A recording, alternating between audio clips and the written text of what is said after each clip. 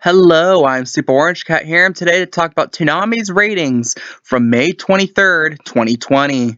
Now, you might be like, why didn't this come out yesterday? Well, it's because of Memorial Day, all the ratings reports got kind of pushed back a day. So that's why this video is being done on Wednesday this week instead of Tuesday. Unless there's some other delay, unforeseen delay, this video will come out on Tuesday next week and there on after. So just a bit thing there.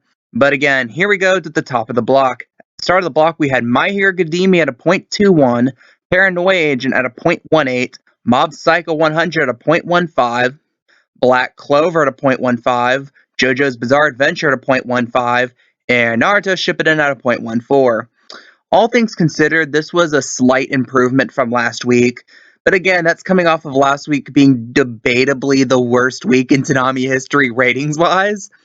So, it got a little better, but at the same time, it's still not that good at all. And again, starts with My Hero Academia. Again, the first show of the block has to set the tone, and at least My Hero Academia did go up 1/100th of a point, so that kind of was the tone the rest of the night, just being slightly better than you were last week. And Paranoia Agent probably was ultimately the winner of the week. It went up 3/100ths to a 0.18. And again, and even though it's a rerun, it's new to a lot of people, including me, so I can definitely understand why it kind of retained reasonably well, I would say, from My Hero Academia. And again, expect for the next 2 weeks of My Hero Academia to be similar numbers too, because as you might know, that episode that aired Saturday night was episode 84, which was a rerun of the first episode of the fight between Deku and General Criminal and La Brava. And the next couple episodes will also be reruns, be episodes 85 and then 86. And the week after that, presuming there's no issues on Funimation's end, will be the dub premiere of episode 87.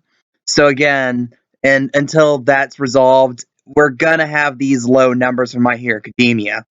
And then Paranoia Agent, even though it's a 15-year-old rerun, it's new to a lot of people, which helps speak to why it had a pretty okay night, I would say, especially considering its standards were low because it hadn't rated that well at all to this point. So 0.18. I'm going to say that's good because it's good relative to everything else right now. It's not by itself that good. Then you have Mob Psycho 100. This one actually went down 1/100th to a 0.15 from last week. And again, like you have the drop up between My Hero Academia and Paranoia Agent be 3/100ths. And you expect from that point on any drop in the block to be smaller than that, but you have another 3/100th drop between Paranoia Agent and Mob Psycho 100, which might be because of while Paranoia Agent is a rerun and Mob Psycho is a rerun, Paranoia Agent does have time on its side. Time being that it's been so long since it's aired on Adult Swim that it kind of feels fresh in a lot of people's minds. Mob Psycho 100, this season, the season during season 1 aired back in fall 2018, which wasn't that long ago. So it's not necessarily like a complete new face. It's something a lot of people here have already seen, and virtually everyone here would rather to have season 2 on the block right now, which a lot of people are hoping that's at the end of the tunnel here of the end of this season of Mob Psycho 100. Then you have Black Clover. It went down 1/100th as well to a 0.15.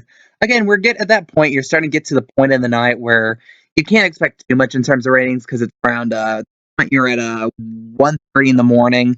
But again, it only went down 1/100th, and Black Clover right now is, and I wouldn't have thought I would say this. Black Clover is probably the most newest, freshest thing on the block right now, which geez, if you said that back when it first debuted on Toonami and everyone was lambasting it for being basically a Naruto ripoff, then you would have been seen as crazy. But then again, you wouldn't have thought that that Toonami would have to re-air episode 85 3 times in 5 weeks, that you would have a 15-year-old show on the block being the run-up show, and then you would have another rerun immediately after that, You couldn't have foretold that, but and again, here you're Black Clover, probably the freshest thing on the block right now, which I thought was pretty interesting.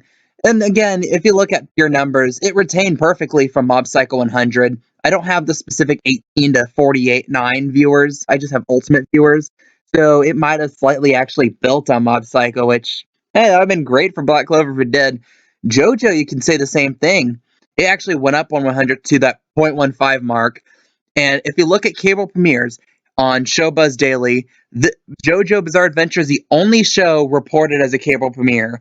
Some for obvious reasons, like, well, My Hero Academia are an actual reruns. Paranoia Agent's technically a rerun. Mob Psycho is definitely a rerun. Everyone hates Black Clover for some reason, so it's considered a rerun. And then Naruto Shippuden, yeah, it's the first time it's airing on TV, but it's been available for like 5-6 years, so it's basically a rerun. And it actually was 10th in cable, which for JoJo's standards is very impressive. Usually when JoJo ends up per week, it usually ends up somewhere between like 40th and 50th. But if you're looking at cable, it was just a general down night for cable. And you could talk about, well, people are just cutting away from cable. They're going to Hulu, they're going to Netflix. But from week to week, it was a sudden drop. And my theory about that might be that people are starting to go outside more. I think there's a general concept that people feel more optimistic that the current situation we are in right now is starting to ameliorate, starting to improve. So they might come back home late at night and they'll be like, and they wouldn't think to turn on TV, wouldn't think to turn on Toonami. So maybe that's why ratings are particularly low right now. But at the same time, and that stretches from Toonami, that stretches all over cable as well. So, like I said, I'm just saying that to put some context into the fact that although these are dismal numbers, if you compare it to cable, it's not really doing that bad. So that might be one little glimmer of hope that Toonami has right now. And then you have Shippuden run at the block at a .14, which really isn't that bad at all to end the night at 2:30 in the morning. And again, one more little news update is I did make a video a few days ago, and I actually posted on my Twitter that talking about how the Toonami pre-flight they aired last Saturday, kind of had to set a standard in a way because it was the Saturday following when their MomoCon panel in Atlanta would have happened. But for obvious reasons, MomoCon didn't happen this year. So, and it's like if things are going swimmingly, if Uzumaki is doing fine, if Blade Runner is doing fine, we would get more information about it around that time. But we didn't. If you watch Pre-Fly, it just kind of talked about samurais for about 40-50 minutes, and that was really it, you know.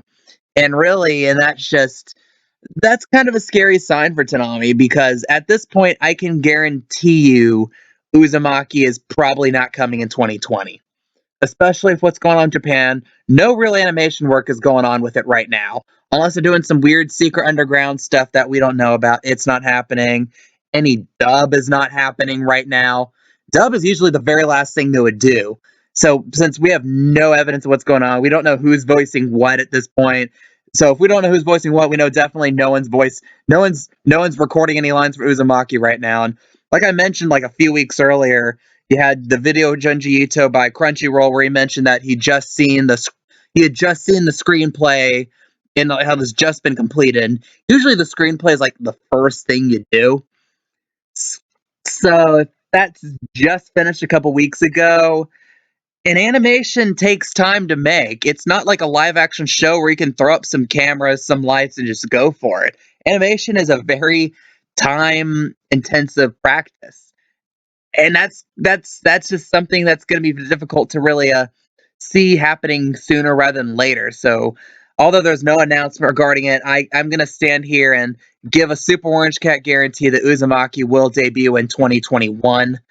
And Blade Runner, I don't know if it's 2021, but it's probably not going to. It's going to be airing later rather than sooner as well. Probably going to have the same issues that Uzumaki had with regards to just not being able to do any crucial work on it. And again, that's just how it is right now, unfortunately, for the state of events right now. And yeah. And again, if you like this content. Oh, and by the way, one more thing, I keep forgetting to mention this in my videos. I have a Twitter right now at Super Orange Cat 1.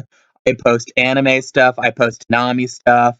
I just post general stuff, like personal stuff as well. So it's not just anime content. So if you're interested, I'm gonna well my it's at Super Orange Cat 1 on Twitter right here. You can see it here in this picture. But again, if you like this content, if you want more anime content like this, please like, please comment, please subscribe. I appreciate reading your opinions down below. I am Super Orange Cat, and that is all.